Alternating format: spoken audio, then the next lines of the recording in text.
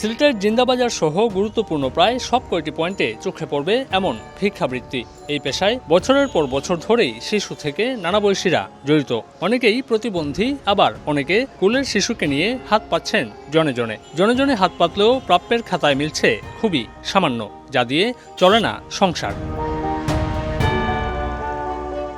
4টা মেয়ে আর একটা ছোট ছেলে, আমার সংসারের আমিও হাল ধরতেছি, আর রোজগার কেউ নাই। ভিক্ষুক পুনর্বাসন প্রকল্প থেকে কোনো টাকা পাইছেন? জি না, পাইছি না স্যার। 3 মাস পর পর দেয় 2,500 টাকা। এগুলা কি সংসার চলে?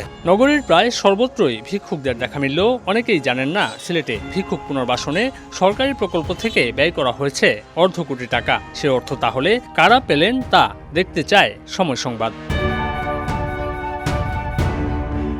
ইফাদ রোশো এক্সপার্ট মিক্সে আছে সবচেয়ে বেশি মশলার সংমিশ্রণ। ইফাদ রোশো এক্সপার্ট মিক্স মশলা। সিলেট জেলা সমাজসেবা কার্যালয়ের তালিকা বলছে 13টি উপজেলায় 151 জন ভিক্ষুককে পুনর্বাসন করে 53,71,224 টাকা ব্যয় করেছে সরকার। বিতরণ করা হয়েছে ছাগল, মুদি দোকান, ভ্যান গাড়ি, নৌকা সহ নানা উপকরণ। কাগজে পত্রে সুবিধাভোগীরা এখন ভিক্ষা করেন না। সিলেট শহর সমাজসেবা কার্যালয় থেকে সুবিধা নিয়েছেন 6 জন। ব্যয় দেখানো হয়েছে 8,38,000 টাকা। এই সুবিধাভোগীদের মধ্যে মালু মিয়া একজন, যিনি ভিক্ষুক পেশা ছেড়ে ভ্যান গাড়ি পেয়েছেন। কাগজে থাকা নুরানি আবাসিক এলাকার ঠিকানায় গিয়ে দেখা গেল তার দেয়া পুরো তথ্যই ভুয়া।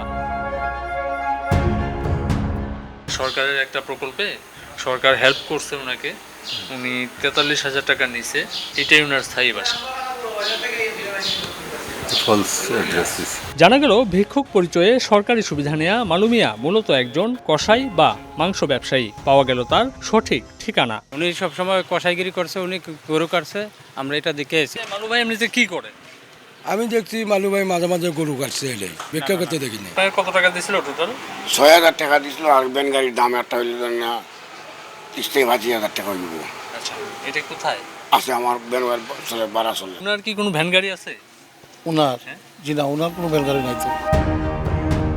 মালু মিয়ার বক্তব্যে বিস্তর গরমিল। সরকারিভাবে পাওয়া ভ্যান গাড়ি দেখেননি এলাকাবাসীও। স্ত্রীর বক্তব্যেও মিল খুঁজে পাওয়া মুশকিল। এটা কে চালায়? আমার একজনে মা ডাকছে, ও তার ফুয়া চালায়। কুদ্দুস নামে কাউরে চেনেন? না। আপনি কিন্তু ওখানে বলছিলেন যে কুদ্দুস নামে একজন আপনার ভ্যান গাড়ি। কুদ্দুস তো নাতি।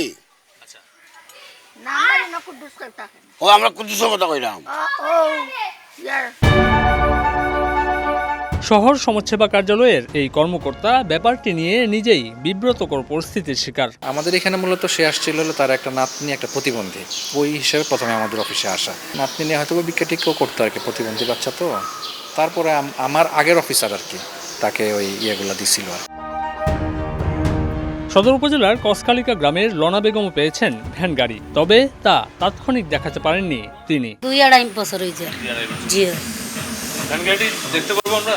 জি স্যার, বাক দূরই নু দিলাইছি। কোন জায়গায়? আপনারা দুঃখ দেখতাই, তাই আমি না 2-3 দিন বাদে দেখাইলাম। তালিকা বলছে উপজেলার জালালাবাদ ইউনিয়নের রায়ের গাঁওয়ে মুদি দোকান দেয়া হয়েছে শরফুল বেগমকে, কিন্তু এই নামে কাউকেই খুঁজে পায়নি গ্রামবাসী। সরফুল বেগম মিলতেছে, কিন্তু নামে স্বামীর নামের সাথে মিলতেছে না। অলরেডি 3 জনকে কল দিছি, একটার নামের সাথে মিল হয়নি। এই কর্মকর্তা বলছেন যাচাই বাছাই করেই বিতরণ করা হয়েছে প্রকল্পের সুবিধা। প্রাথমিকভাবে যখন দিই তখন তো তারা কমিটেড যে হ্যাঁ আমি ভিক্ষা করব না, যাচাই বাছাই করে এই উপকরণগুলো দিই, কিন্তু এখন বাস্তব তো ভিন্ন।